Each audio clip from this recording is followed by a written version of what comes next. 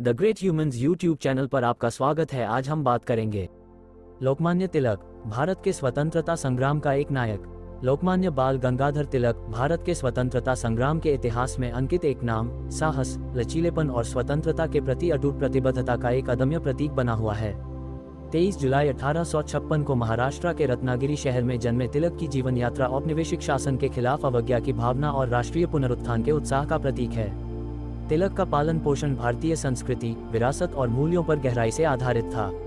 उनके पिता गंगाधर तिलक एक स्कूल शिक्षक थे। उन्होंने उनमें बौद्धिक जिज्ञासा और सीखने के प्रति प्रेम की भावना पैदा की। युवा तिलक ने कम उम्र से ही असाधारण शैक्षणिक कौशल का प्रदर्शन किया, जिसने अंततः उन्हें उच्च शिक्षा प्राप्त करने के लिए प्रेरित किया। अपनी स्कूली शिक्षा पूरी करने के बाद तिलक ने उच्च शिक्षा की ओर कदम बढ़ाया और पुणे के डेक्कन कॉलेज से गणित और संस्कृत में स्नातक की उपाधि प्राप्त की।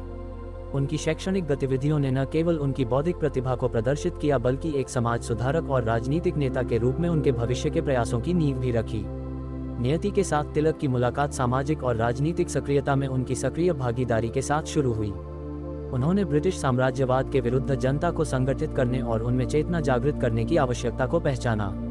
तिलक के बौद्धिक कौशल को उनके लेखन में अभिव्यक्ति मिली, विशेष रूप से उनके समाचार पत्रों, केसरी मराठी में और मराठा अंग्रेजी में के माध्यम से, जो राष्ट्रवादी विचारधाराओं के प्रसार और जनमत को प्रेरित करने के लिए शक्तिशाली उपकरण के रूप में कार्य करते थे।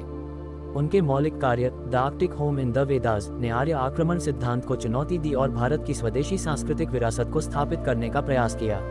अपने लेखन के माध्यम से तिलक का लक्ष्य क्षेत्रीय और भाषाई बाधाओं को पार करते हुए भारतीयों के बीच गौरव और एकता की भावना को बढ़ावा देना था।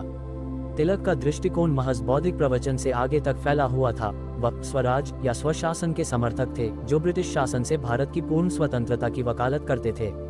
उन्होंने स्वदेशी की अवधारणा को स्पष्ट किया, भारतीयों से विदेशी वस्तुओं का बहिष्कार करने और आर्थिक सशक्तिकरण और आत्मनिर्भरता के साधन के रूप में स्वदेशी उद्योगों को बढ़ावा देने का आग्रह किया। प्रतिष्ठित नारा स्वराज मेरा जन्मसिद्ध अधिकार है और मैं इसे लेकर रहूंगा, स्वतंत्रता की खोज में तिलक के अटूट संकल्प और दृढ़ संकल्प को दर्शाता है। उनकी ओजस्वी वक्तृत्व कला और लक्ष्य के प्रति दृढ़ प्रतिबद्धता ने लाखों भारतीयों को स्वतंत्रता के संघर्ष में शामिल होने के लिए प्रेरित किया। ब्रिटिश शासन के खिलाफ तिलक के अडिग रुख ने अनिवार्य रूप से औपनिवेशिक अधिकारियों के गुस्से को आमंत्रित किया। उन्हें कई कानूनी चुनौतियों का सामना करना पड़ा और उन्हें बार बार गिरफ्तारियों और कारावास का सामना करना पड़ा।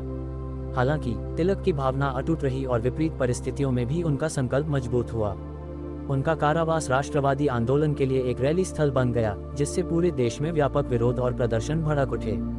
सलाखों के पीछे भी तिलक स्वराज की वकालत करते रहे और अनगिनत व्यक्तियों को स्वतंत्रता संग्राम में शामिल होने के लिए प्रेरित करते रहे।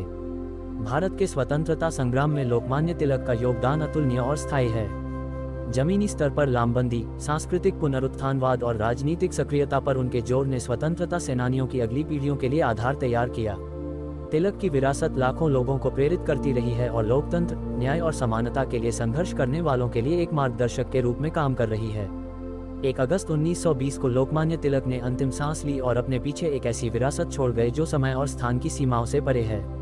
उनका जीवन उत्पीड़न और अन्याय के खिलाफ मानवीय भावना की विजय का उदाहरण है। हमें याद दिलाता है कि स्वतंत्रता की खोज एक पवित्र कर्तव्य है, जिसके लिए अटूट समर्पण और बलिदान की आवश्यकता होती है। जैसा कि भारत अपनी आज़ादी का जश्न मना रहा है, आइए हम लोकमान्य तिलक की अदम्य भावना को याद करें और उनका सम्मान करें, जिनके आदर्श लाखों लोगों के दिल और दिमाग में गूंजते रहते हैं, जो हमें सत्य, न्याय और सिद्धांतों द्वारा निर्देशित एक बेहतर कल के लिए प्रयास करने के लिए प्रेरित करते हैं। स्वराज। आपको वीडियो अच्छा लगा तो लाइक करें और शेयर जरूर करें।